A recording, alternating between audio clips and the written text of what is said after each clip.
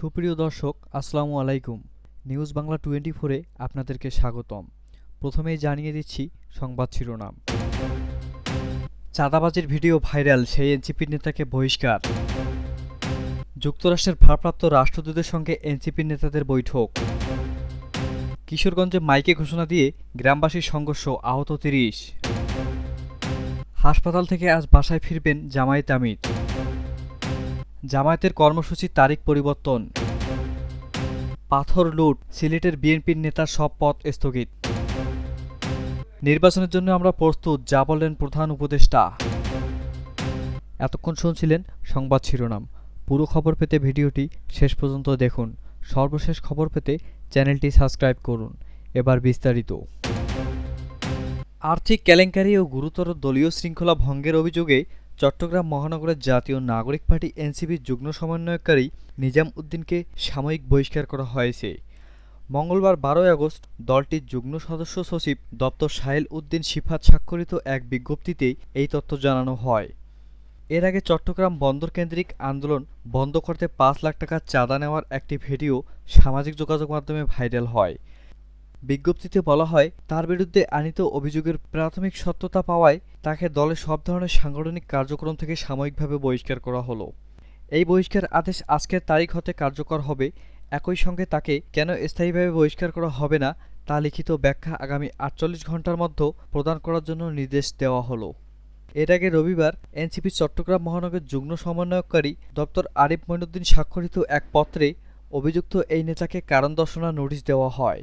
নোটিশে বলা হয়, গত ১০ আগস্ট বাংলাদেশের বিভিন্ন সংবাদ মিডিয়ায় প্রকাশিত সংবাদ মারফতে আপনার একটি ভিডিও এনসিপি চট্টগ্রাম মহানগর কমিটির নজরে এসেছে।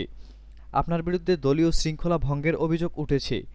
এমতো অবস্থায় দলীয় শৃঙ্খলা ভঙ্গের দায়ে কেন আপনার বিরুদ্ধে ব্যবস্থা নেওয়া হবে না, সেই বিষয়ে প্রধান যুগ্ম সমন্বয়কারী এনসিপি চট্টগ্রাম মহানগর মীর আরশাদুল হক বরাবর আগামী ২৪ ঘণ্টার মধ্যে লিখিত ব্যাখ্যা প্রদানের জন্য আপনাকে নির্দেশক্রমে অনুরোধ করা হলো।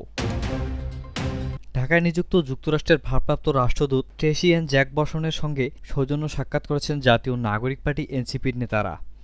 আজ সোমবার বিকেলে ঢাকায় যুক্তরাষ্ট্রের ভারপ্রাপ্ত রাষ্ট্রদূতের বাসভবনে এই বৈঠক হয়। বৈঠকে বাংলাদেশের সাম্প্রতিক রাজনৈতিক পরিস্থিতি, আগামী জাতীয় সংসদ নির্বাচন সহ বিভিন্ন বিষয়ে আলোচনা হয়েছে। এনসিপির এক সংবাদ বিজ্ঞপ্তিতে এসব তথ্য জানানো হয়েছে। বৈঠকে এনসিপির ৪ নেতা অংশ নেন। তারা হলেন এনসিপির আহ্বায়ক নাহিদ ইসলাম, সদস্য সচিব আক্তার হোসেন, জ্যেষ্ঠ যুগ্ম সদস্য সচিব তাসনিম জারা ও যুগ্ম সদস্য সচিব আলাউদ্দিন মোহাম্মদ। অন্যদিকে যুক্তরাষ্ট্রের ভারপ্রাপ্ত রাষ্ট্রদূত ট্রেসি এন জ্যাকবসনের সঙ্গে দূতাবাসের political and economic councillor Eric Gillan, political অফিসের জেমস সফটওয়ার্ড ও পলিটিক্যাল স্পেশালিস্ট ফিরোজ আহমেদ অংশ নেন। এনসিপির সংবাদ বিজ্ঞপ্তিতে বলা হয়, এই বৈঠকে বাংলাদেশের সাম্প্রতিক রাজনৈতিক পরিস্থিতি, আইনশৃঙ্খলা পরিস্থিতি, সংস্কারের রূপরেখা, আসন্ন জাতীয় সংসদ নির্বাচন এবং জুলাই ঘোষণাপত্র নিয়ে মতবিনিময় হয়। এনসিপির জুলাই পদযাত্রায় দেশের প্রায় সবকটি জেলায় সর্বস্তরের জনগণের মধ্যে ব্যাপক সাড়া নিয়েও আলোচনা হয়। কিশোরগঞ্জের করিমগঞ্জ উপজেলায় মাইকে ঘোষণা দিয়ে দুই দল গ্রামবাসীর মধ্যে সংঘর্ষের ঘটনা ঘটেছে। এতে অন্তত ৩০ জন আহত হয়েছেন। সোমবার দুপুরে উপজেলার কিরাটান ইউনিয়নের গৌরারকোপ গ্রামে এই সংঘর্ষের ঘটনা ঘটে বলে করিমগঞ্জ থানার ওসি শেখ মোহাম্মদ মাহবুব মোর্শেদ জানান। স্থানীয়দের বরাতে পুলিশ জানায়, শনিবার বিকেলে বাড়ি থেকে গাবতলী বাজারের দিকে যাচ্ছিলেন তাজুল ইসলাম। এ সময় বিপরীত দিক থেকে মোটরসাইকেলে আসছিলেন মাসুদ মিয়া নামে আরেক যুবক। মাসুদের চলন্ত মোটরসাইকেল থেকে কাদা ছিটকে পড়ে তাজুলের উপর। এ সময় তাজুল তাকে ধীরে ধীরে যেতে বলেন। এতেই ক্ষিপ্ত হয়ে তাজুলকে মারধর করেন মাসুদ। এতে উভয় পক্ষের মধ্যে উত্তেজনা সৃষ্টি হয়। এ ঘটনাকে কেন্দ্র করে দুপুর ১২টায় মসজিদের মাইকে ঘোষণা দিয়ে দেশীয় অস্ত্রশস্ত্র নিয়ে সংঘর্ষে জড়ায় উভয় পক্ষ। এতে উভয় পক্ষের অন্তত ৩০ জন আহত হয়েছেন। তারা বিভিন্ন হাসপাতালে চিকিৎসা নিচ্ছেন। খবর পেয়ে পুলিশ ও সেনাবাহিনী গিয়ে পরিস্থিতি নিয়ন্ত্রণে আনে। ওসি শেখ মোহাম্মদ মাহবুবুর মোর্শেদ জানান, এ বিষয়ে এখনও কেউ লিখিত অভিযোগ করেনি। অভিযোগ পেলে ব্যবস্থা গ্রহণ হবে। হাসপাতাল থেকে আজ বাসায় ফিরবেন জামায়াত আমির। চিকিৎসা শেষে বাংলাদেশ জামায়াতে ইসলামীর আমির ডক্টর শফিকুর রহমান আজ মঙ্গলবার ১২ আগস্ট হাসপাতাল থেকে বাসায় ফিরবেন। সকাল ১০:৩০টায় গুলশানের ইউনাইটেড হাসপাতাল থেকে নিজ বাসায় ফিরবেন তিনি।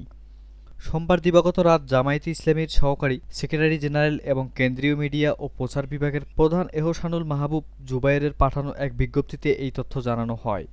এতে বলা হয়, আলহামদুলিল্লাহ, জামায়াত আমির ডক্টর শফিকুর রহমানের সফল অপারেশনের ১০ দিন পর মঙ্গলবার সকাল ১০টায় গুলশানের ইউনাইটেড হাসপাতাল থেকে নিজ বাসায় ফিরবেন। তার সুস্থতার জন্য দোয়া করায় তিনি দেশবাসীর প্রতি কৃতজ্ঞতা জ্ঞাপন করেছেন। এ উপলক্ষে জামায়াতে ইসলামীর কেন্দ্রীয় নেতারা সাংবাদিকদের সামনে একটি প্রেস ব্রিফিংও করবেন। জুলাই জাতীয় ঘোষণাপত্র ও জুলাই জাতীয় সনদের আইনগত স্বীকৃতি প্রদান এবং এই সনদের ভিত্তিতে আগামী জাতীয় সংসদ নির্বাচন আয়োজনের দাবিতে বিক্ষোভ মিছিল কর্মসূচি ঘোষণা করেছেন জামায়াত। মঙ্গলবার ১২ই আগস্ট বিকেল ৫টায় রাজধানীর বিজয়নগরের পানির ট্যাঙ্ক এলাকায় এই কর্মসূচি পালন করার কথা জানিয়েছেন জামায়াত। তবে সোমবার রাতে সংবাদ মাধ্যমে পাঠানো এক বিজ্ঞপ্তিতে জামায়াত জানায়, অনিবার্য কারণবশত বাংলাদেশ জামায়াতে ইসলামীর উদ্যোগে আয়োজিত আগামীকাল ১২ই আগস্ট বিক্ষোভ সমাবেশ ও মিছিল আগামী ১৩ই আগস্ট বুধবার একই সময়ে একই স্থানে অনুষ্ঠিত হবে। চাঁদাবাজি, দখলবাজি সহ দলীয় নীতি ও আদর্শবিরোধী কর্মকাণ্ডে জড়িত থাকার সুনির্দিষ্ট অভিযোগে সিলেটের কোম্পানীগঞ্জ উপজেলার বিএনপির সভাপতি শাহাব উদ্দিনের সব পদ স্থগিত করা হয়েছে।